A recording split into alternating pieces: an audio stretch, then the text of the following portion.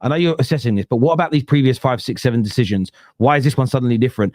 I don't mind them taking a bit longer if they get that accuracy, but there's like no consideration for it. And when Van Dijk's goal got disallowed, it was the speed of the check. Yep, he ducks out the way, puts the goalkeeper off. Yep, no goal. And you're sitting there going, hang on a minute. That was so quick and so ridiculous. I wouldn't mind if all the decisions were that quick. If that's how they assess every one of them, it's just their snapshot first gut reaction, cool. But sometimes they spend 5 minutes. Look when Mbumo got fouled for the penalty and they didn't get sent off. 4 minutes. 4 minutes. And they got it wrong still. So yeah, it's definitely crazy and should be called out. Terry rejected my loan. I don't know what you mean. Mate. You have to tell me what you mean. Money for Christmas. Oh, right. Oh, sorry, in the bank. There we go. I get it now. I thought you meant a loan. Let's play this here. I want to play this clip for you because Arsenal won at the weekend. This got sent to me this morning. Big up Martin, who's a Spurs fan. I don't know if he thought I was going to agree with him or not, but this made me laugh. Do not care about what that means to Arsenal. They just want to be able to brag on social media.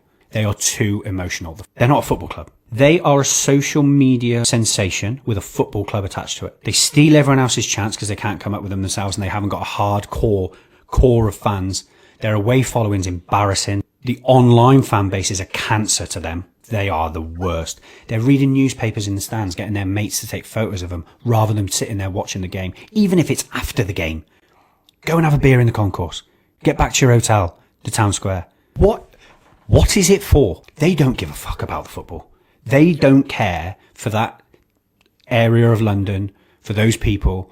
They don't care about winning the league for the city. United do. Liverpool do. Arsenal do not care about what that means to Arsenal. They just want to be able to brag on social media. Who's these people then? I don't know. My thought was you're having to go at social media fans whilst making a podcast for social media. Well, I don't get. I mean, look, there might be a small percentage of every club that has that. We definitely have it with United. Liverpool definitely do have it as well. Like, seeing some of the reactions to slot out.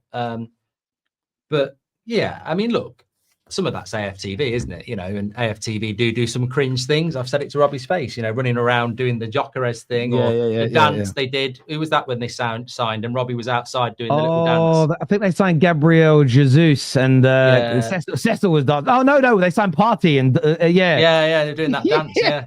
That aged well, didn't it? But the point is, look, Arsenal, I know loads of Arsenal fans who don't even like AFTV and, they just like going and watching their club. So you can't generalize a fan base on a few social media clips. I mean, a lot of football fans aren't even on social media. So, I think we can just take that as rage bait and it might work on some.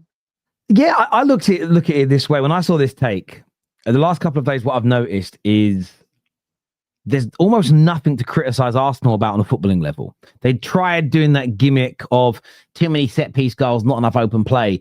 They've now scored in the last month more goals from open play than any other team in the Premier League. They're gaining on all the teams that were leading in that statistic, and they were always going to. It was an anomaly that it was so imbalanced earlier on in the season. Can't moan about that anymore. Oh, the injuries, how are they going to cope? They looked exactly the same with 3 or 4 first-team players out, every bit as good. They're top of the league, joint top of the Champions League group. So what I've noticed in the last 48 hours, and I really hope Man United can get back to this place. And it's why I'm defensive of Arsenal, purely because I want to have a little bit of credibility in this space to do the same for Man United if one day we get there. I've seen that kind of comment about, doesn't even matter if they win the league. It's all about social media. It's not about their city. It's not about the trophies and the glory. It's so they can brag. I saw maybe about 50 to 60 tweets from big accounts having to go at their TIFO, saying that it's not a real TIFO. It's better than the last one, but it's not real because the club funded it, right? By the way, this is from fan groups who moan about how much clubs cost fans, right? And the other thing I saw everyone crying about was the song North London Forever. And I was like, you really know you're a good team, a dangerous team and a team people fear, if all they have to pull on is a few cringy moments online, a TIFO and a song. I want to be at a point where the only thing you can criticize Man United for is us singing United Road. Like, I want to be at that point, but that's the only thing you can criticize us for. Arsenal are so clear of all these other teams at the minute. They're moaning about AFTV. That's the only thing they've got to attack when it comes to Arsenal Football Club. And for me, I'm not going to lie. I don't let my jealousy bring anger out in me, but I am jealous in that position compared to us. I can't lie. So jealous. So jealous. Let's have a look at some of your comments that are coming in here. Patrick says here, you can hope that you might get the right guy next time. But we have seen that the ownership have no track record of doing it, nor do they have a track record of putting things in place to help managers succeed. Patrick, always a voice of reason, Patrick is. True. Yeah. I mean, but look, it's going to fall on hard ears at the moment. And as I said on the United Stand this morning, I mean, I'm not falling out with the Amrim out brigade. I sort of respect the fact that they've stayed true to what they were saying a couple of months ago. It's the people who flip-flop from one side to the other that I don't respect. So, look, as things are, I would say about Amrim, he probably will get the sack because history shows us that that's the way it will go. His win ratio is incredibly bad, although I don't like to include last season. But this season, it's not particularly good. We've lost 4 games. So, we've lost 4 games out of, what is it, 12, game week 12 now? Yeah. So he's lost a third of his games already this season. So, yeah, we are where I think the thing about Man United is we are always where we deserve to be, and we're 10th now. Yeah, that's not good enough. No, I totally agree, mate. Look, I want to thank everyone who's tuned in to Hot Takes this morning. Really always a pleasure to sit here and talk football with you all. Mark, good to have you back as well after how was New York? Good. I'm still recovering from it. I mean, it's only 5 hours, but it's just I'm still knackered. Yeah, it's because you're old, mate. That's the problem. We're old men now. I know. I hear you. Cut down on my schedule as well. Listen, people. Maybe retire, mate. That'd be nice, wouldn't it? That'd be nice. Sit back and just enjoy watching Man United play football. Well, you can't do that. Something else. Get another hobby. Just quit football altogether. Yeah.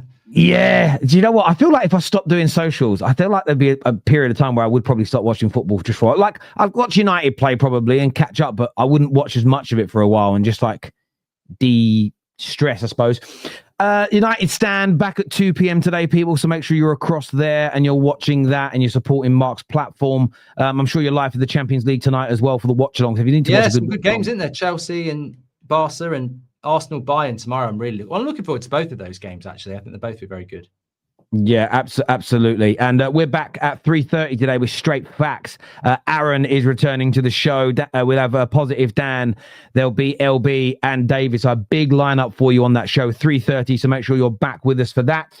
But until next time, everybody, take care. Goodbye. God bless. And we'll see you all soon. Peace.